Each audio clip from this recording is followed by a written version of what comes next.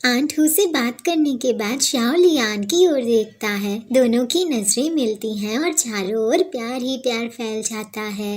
Shao प्यारी सी smile के साथ अपने सीनियर को गुड मॉर्निंग बोलता है। लियान भी शाओ को गुड मॉर्निंग विश करते हुए ब्रेकफास्ट की थैली उससे लेते हुए थोड़ी बातें करता है। फिर वो बैग से बन बाहर निकाल के उसकी एक बाइट लेते हुए शाओ को बताता है कि जब मैं काम पे जाने के लिए निकलता हूँ तब तक तो ये बन्स कभी बने ही नहीं होते हैं। मुझे इन्हें खाने का बहुत मन हो रहा था। डिलीशियस है, तुम भी एक बाइट लेना चाहोगे? ये बोलते हुए लियान बन को शाओ की ओर कर देता है। अब शाओ इतना अच्छा मौका कैसे छोड़ता?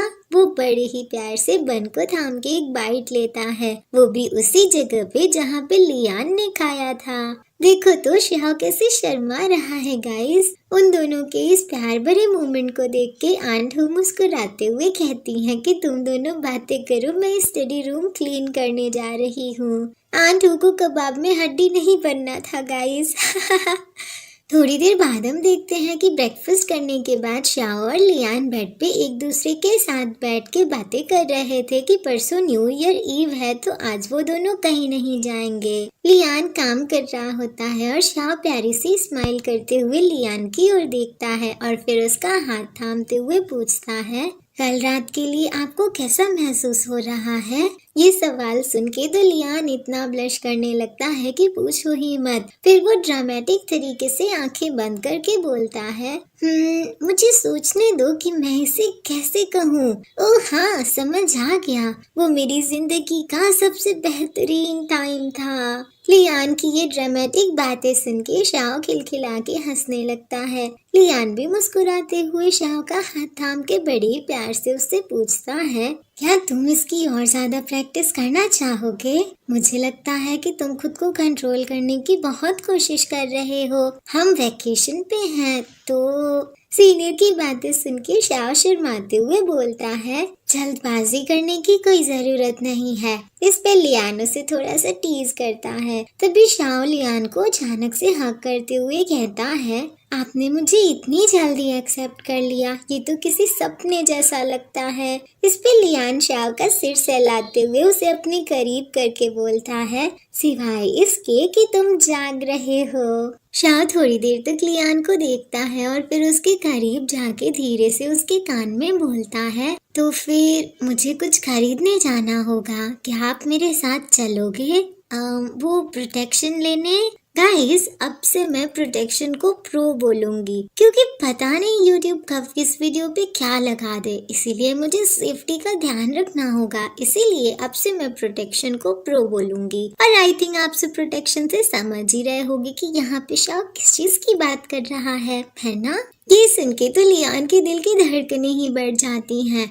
वो खुद को शांत करते हुए शाओ से कहता है, हाँ जरूर, हमें नए साल के लिए कुछ शॉपिंग भी करनी है, हम कुछ पटाखे भी ले लेंगे। पर तुम्हें तो न्यू ईयर ईव पे घर जाना होगा, है ना? अपने डैड को कंपनी देने के लिए। इस पे शाओ भी क्यूट लिटिल पपी की तरह बोलता है, मेरी फैमिली में न्यू ईयर नहीं मनाया जाता, हमारे यहाँ ये ट्रेडिशन नहीं है। मेरे डैड भी घूमने गए हैं ट्रिप पे, अभी घर पे कोई नहीं है। और आप बताइए सीनियर, आपके पेरेंट्स के अलावा मुझे याद है कि आपने कहा था कि आपका एक छोटा भाई भी है। लियान अपनी नजरें नीचे झुका के शाओ को बताता है, मैं 10 साल से भी ज्यादा टाइम से घर नहीं गया हूँ। मैं अपने भाई की शादी में भी नहीं गया था, मुझे तो उसके बच्चे की बर्थडे पार्टी में भी इनवाइट नहीं किया गया था। मैं हर साल उन्हें बस एक बार कॉल करता हूँ और कुछ पैसे भेज देता हूँ, वैसे भी उन्हें मुझसे किसी चीज की जरूरत नहीं है। इस पे शाओ लियान को हक करते हुए बोलता है, वेल ये तो मेरे लिए और भी ज्यादा है, अब आप सिर्फ मेरे हो। शाओ लियान को चीयर अप करने की कोशिश कर रहा था, पर लियान का ये चेहरा तो देखो गाइस, बेचारा अपनी फैमिली के बारे में बात करके काफी उदास लग रहा है। शाम को डिनर रेडी होने के बाद आंट हू शाओ से बोलती हैं कि जाके डायरेक्टर ये को बुला लाओ। Shao Shao. लियान बालकनी में खड़े होके फोन पे किसी से बातें कर रहा था।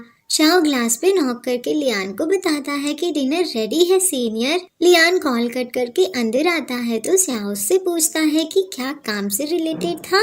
लियान जवाब देता है कि नहीं, ये पास ही के वेस्ट हिल के उस पार एक ऑर्फनेज है। लियान शाओ की नजरों को देख के समझ जाता है कि शाओ इस बारे में और जानना चाहता है, इसीलिए वो उससे आगे बताता है। हर साल न्यू ईयर से पहले मैं कुछ वेलफेयर इंस्टीट्यूशंस में पैसे डोनेट करता हूँ। अभी मैं जिस ऑर्फनेज से बात कर रहा था वो लोग हमेशा मुझे अपने एनुअल इवेंट पे इनवाइट करते हैं, शायद इसलिए क्योंकि उन्हें पता है कि मैं इसी शहर में रहता हूँ। बस बच्चों के साथ खेलना, डम्पलिंग्स रैप करना वगैरह, ज्यादा कुछ नहीं। शाओ पूछता है कि क्या आपने उन्हें मना कर दिया। लियान बताता है, हाँ, मैंने जो पैसे डोनेट किए हैं उससे उन्हें कुछ खास फायदा नहीं होगा। इसके अलावा ऐसा भी नहीं है कि मैं अडॉप्ट करने जा रहा हूँ। मैं सच में वहाँ जाने के लिए खुद को रेडी नहीं कर पा रहा। लेकिन सबसे मेन बात ये है कि मुझे बच्चों के साथ घुलना मिलना ही नहीं आता। मुझे यकीन है कि मेरे जैसे बूढ़े आदमी के साथ खेलने में तो उन्हें बिल्कुल भी मजा नहीं आएगा। शाह पूछता है, तो क्या आप नहीं जाना चाहते? लियान थोड़े सैड टोन में जवाब देता है, नहीं, ऐसा नहीं है, मुझे बस थोड़ी सी घबराहट महसूस हो रही है, शायद, मुझे नहीं पता। इस पे शाह तुरंत स्माइल के साथ बोलता है, मैं आपके साथ चलूंगा। लियान तो उसे देखते ही रह जाता है। शाह वे क्यूट लिटिल पपी की तरह स्माइल करते हुए आगे बोलता है, आप कोई बूढ़े आदमी नहीं हो। मुझे यकीन है कि बच्चे आपको बहुत पसंद करेंगे और मैंने अपनी पूरी जिंदगी में कभी डम्पलिंग्स नहीं बनाए। मैं चाहता हूँ कि आप मुझे सिखाओ। अगले दिन लियान शाह के साथ उस ऑर्फनेज में जाता है। वहाँ की वर्कर उससे कहती हैं कि मैंने आप दोनों को पहले ही बच्चों से इंट्रोड्यूस करा दिया है कि आप दोनों हमारी ऑर्फनेज को अच्छी डोनेशन देते हो। बच्चे आप दोनों को काफी एडमायर करते हैं। आप इन्हें बस हेलो बोलिए और फिर हम गिफ्ट्स बांटना शुरू कर देंगे। उसके बाद डम्पलिंग्स प्रिपेयर करेंगे। अगर बच्चे इसे स्क्रैच से बनाएंगे तो उन्हें ज्यादा मजा आएगा। लियान ठीक है तो बोल देता है, पर वो इतना नर्वस था कि पूछो ही मत। बच्चे तो बड़े प्यार से उन्हें देख रहे थे। शाह खिलौनों का थैला वहाँ की वर्कर को दे देता है और फिर वो धीरे से लियान के कान में बोलता है, ये बच्चे कितनी शांति से बैठे हुए हैं। अगर मैं इनकी जगह होता और मुझे इतने सारे खिलौने दिखाई देते तो मैं खुश होके उछल कूद करने लगता। इस पे लियान गहरी सांस लेते हुए कहता है, ऐसा इसलिए है क्योंकि तुमने कभी हार्डशिप्स का सामना नहीं किया। ये बोल के वो बच्चों की ओर देखता है जो एकदम शांति से खिलौने ले रहे थे, जिसे देख के लियान उदास हो जाता है और शाह से कहता है, मुझे नहीं लगता कि मुझे यहाँ आना चाहिए था। गाइस, अब आप सब सोच रहे होंगे कि लियान ऑर्फनेज के बच्चों को देख के सैड और नर्वस क्यों हो जा रहा है। तो इसका रीजन ना इसके पास्ट से रिलेटेड है गाइस, जिसके बारे में आपको आगे पता चलेगा। शाह लियान को कंफर्ट करने की कोशिश करता है, पर लियान को बहुत अनकंफर्टेबल फील हो रहा था और वो खुल के इसके बारे में शाह को बता भी नहीं पा रहा था। शाह को समझ नहीं आ रहा था कि वो लियान की हेल्प कैसे करे। वो लियान को देखते हुए मन में सोच रहा था, ये मुस्कुराते वक्त भी उदास लग रहे हैं। शाह किचन में था ऑर्फनेज की एक वर्कर के साथ। डम्पलिंग्स उबल रहे थे और शाह मिक्सचर बनाने में बिजी था। तभी उसके बगल में खड़ी ऑर्फनेज की एक ओल्ड लेडी उससे कहती है, तुम्हारा बहुत बहुत शुक्रिया यंग मैन। इतने साल बीत गए, मैंने कभी सोचा भी नहीं था कि मैं लिटिल लियान से दोबारा मिल पाऊंगी। उसे यहाँ लाने के लिए तुम्हारा शुक्रिया। शाह पूछता है कि क्या आप उनसे पहले भी मिल चुकी हैं? वो लेडी बताती है, हाँ बिल्कुल, लिटिल लियान 3 साल का हुआ तब तक वो यहीं था। उस वक्त वो बेहद कमजोर और बहुत छोटा था। मैं हमेशा उसका खाना खुद बनाती थी। क्या उसने तुम्हें इसके बारे में कभी नहीं बताया? शाह इसका कोई जवाब नहीं देता क्योंकि सच में लियान ने उसे इसके बारे में कुछ भी नहीं बताया था। वो इस लेडी से कहता है, आपने कहा कि जब तक वो 3 साल के नहीं हो गए तब तक यहीं थे। मैंने सुना है कि बाद में वो नानजिंग में पले बढ़े। वो ओल्ड लेडी शाह को बताती है, हाँ, उसके अडॉप्टिव पेरेंट्स उसे अपने साथ ले गए। मैंने सुना था कि उसके फादर का ट्रांसफर हो गया था। जब वो उसे अडॉप्ट करने आए तो उन्हें उससे तुरंत प्यार हो गया था। वो बहुत प्यारा बच्चा था, पर थोड़ा कमजोर था। लेकिन उन्होंने मुझे भरोसा दिलाया कि वो उसका बहुत अच्छे से ख्याल रखेंगे। उन्होंने सच में उसे बहुत प्यार और केयर दी। उस कपल ने लियान को अडॉप्ट करने का फैसला किया क्योंकि उनका अपना बच्चा नहीं हो सकता था। लेकिन मुझे लगता है कि बाद में उनका एक बच्चा हुआ था। इसमें कोई शक नहीं है कि लोग अपने अडॉप्ट किए बच्चे से ज्यादा प्यार अपने खुद के बच्चों से करते हैं। मुझे याद है कि लियान अडॉप्शन के बाद एक बार वापस आया था। उस वक्त वो लगभग 10 साल का था। वो अकेले ट्रेन से यहाँ आया था। वो मुझे कुछ भी नहीं बताना चाहता था। सबसे मिलने के तुरंत बाद वो चला गया और उसने मुझसे रिक्वेस्ट की कि मैं उसके पेरेंट्स से ये बात छिपा के रखूं।